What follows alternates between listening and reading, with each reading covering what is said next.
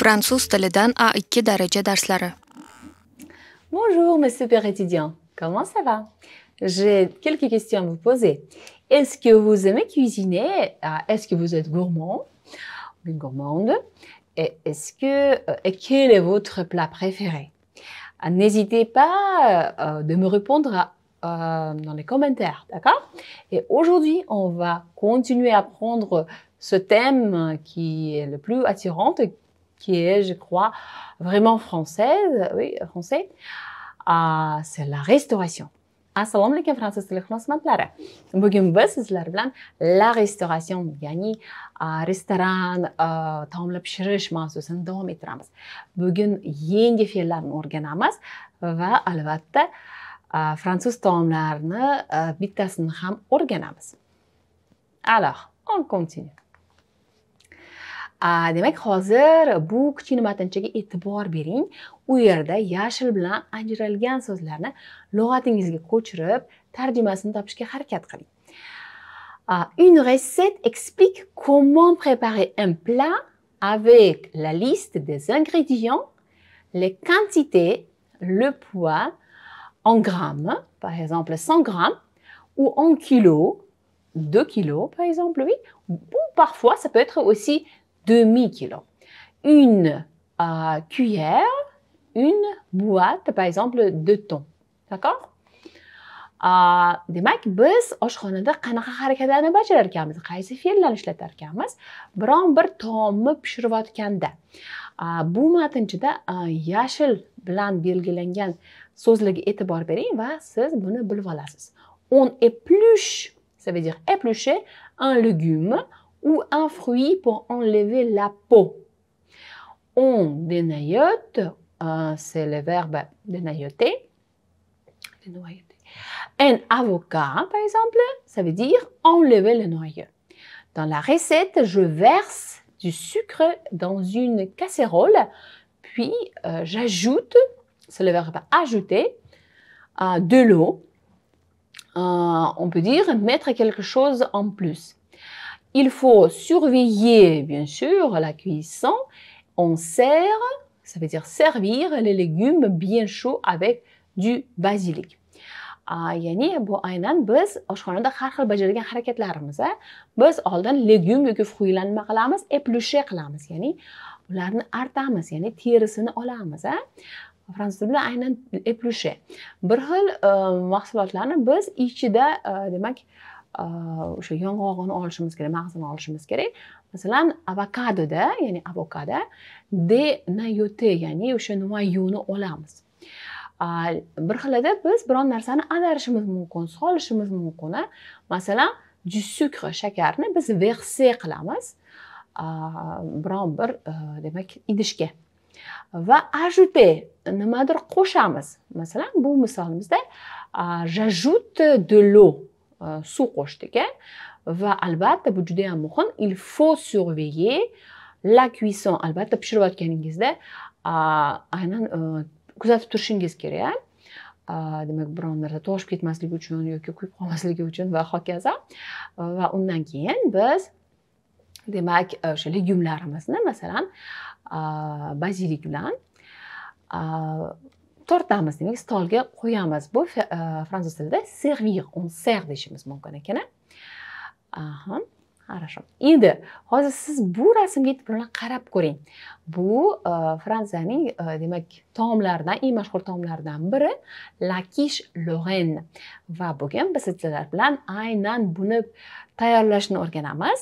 Hozir retseptini qaraymiz, o'rganamiz va albatta men o'ylaymanki, siz o'yingizda buni demak pishirishga urinib ko'rasiz va albatta izohlarda yozib ketishni unutmang. Qanaqa chiqqanini va sizga bu taom manzur bo'lganmi yoki yo'qmi. Xo'p. Qani boshladik.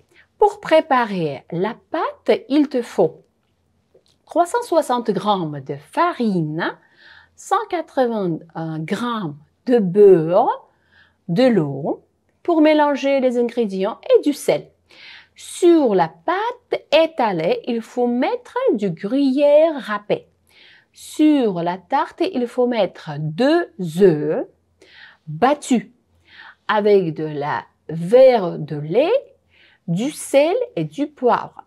Demak, bu retseptimizda albatta ko'p so'zlarni sizlar bilasizlar, to'g'rimi?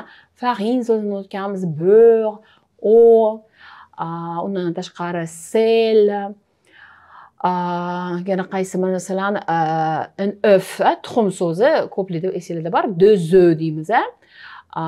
Keyin verre de lait, ya'ni sut so'zida bu. Va poivre so'zlar bilan biz hammasini sizlar bilan o'tganmiz. Bu yerda shunchaki yana nimalar qo'shildi bizga? Aynan qanaqa tayyorlashni o'rgatyapti. Demak, bu bizda pirog bo'lgani uchun u albatta ikki qismdan iborat. Pat bor, ya'ni pat bu xamir. Va boshida biz xamir retseptini ko'rdik, qanaqa uni tayyorlashni ko'rdik. Va keyin ichiga nima solishni ham ko'rdik. Ya'ni deux œufs battu deyapti, ya'ni ko'pirtirish kerak ekan, battu. Un verre de lait, du sel et du poivre. Endi yana bitta narsaga bitta e'tibor bering bu retseptda. Sur la pâte étalée, il faut mettre du gruyère râpé deyapti. Gruyère bu nima? Bu haqida hozir biroz ma'lumot olamiz. Ya'ni o'sha xamirning ustiga biz râpé, demak, maydalangan gruyère qo'shimiz kerak ekan. Hozir esa biz gruyère nimaligini bu kichkina matnchidan bilib olamiz. Le gruyère est un fromage suisse qui tire son nom de la Gruyère, région du canton de Fribourg, d'où il provient originalement.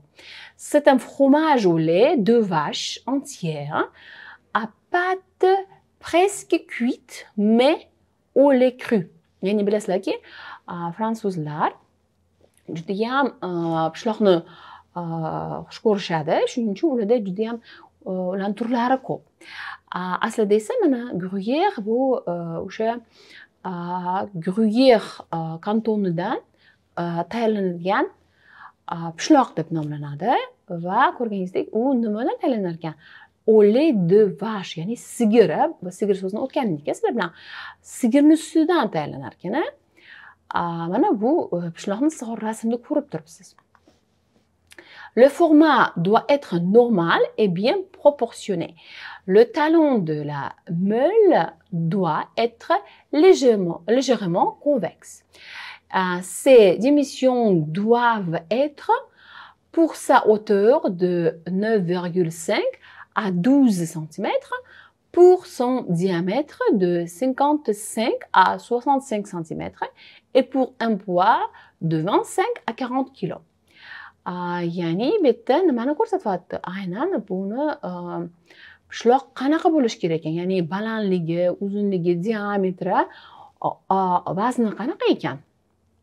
Buni ko'rganingizdek, aynan 12 cm-dan 65 cm-da 55-65 cm bu diametri va kilosi 25 kg-dan 40 kg-gacha ekan. Shunaqa shaklda quyilar ekan. Il faut environ 400 litres de lait pour une meule de 35 kg. Qaranglar, 35 kg pishloq tayyorlash uchun qancha sut ketar ekan? Ha, to'g'ri, 400 litres ketar ekan. Le fromage est affiné pendant une période qui durera entre 5 et 12 mois. Hattoki bu pishloq tayyorlanishi ham juda uzoq vaqt talab qilar ekan. Eng tez 5, ya'ni 5 oyda va eng ko'pi 12, 1 yil degani 12 oy. Mana shunaqa judayam xushxo'r, chiroyli sirlardan biri bilan ham tanishdingiz. Endi biroz mashq bajaramiz, s'exercer. Qaranglar, bu yerda bizda hozir so'zlar berilgan: plat, poids, ingrédients, gramme, quantité, recette, cuillère, boîte, demi va kilo so'zlari berilgan va gaplar. U yerga demak e'tibor bilan qarab, siz aynan bu so'zlarni ma'nosi bo'yicha qo'yib chiqishingiz kerak. Masalan, j'utilise là pour savoir comment faire un plat. Il y a une liste. Il faut quel de lait. Je mets la viande sur la balance pour connaître son. On ajoute 100 de fraises.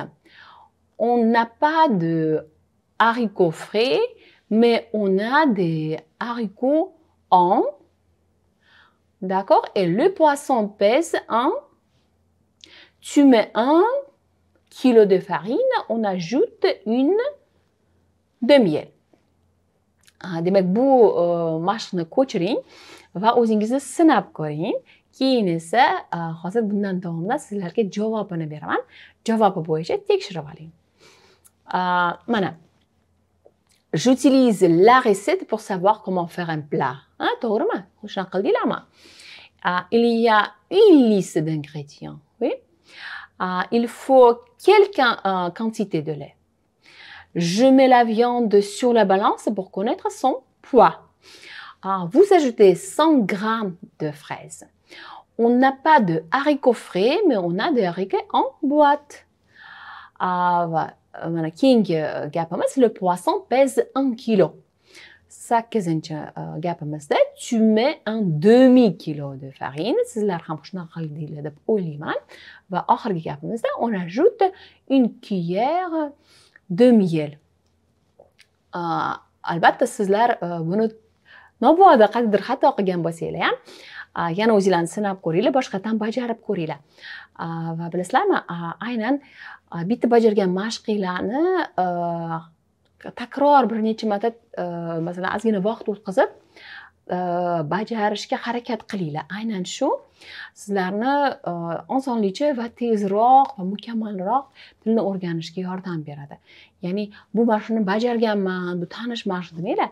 Shu yordamida siz tezroq, osonroq so'zlarni aynan kontekstda yodlab olasizlar va keyin ishlatish ham sizlarga qulay bo'ladi.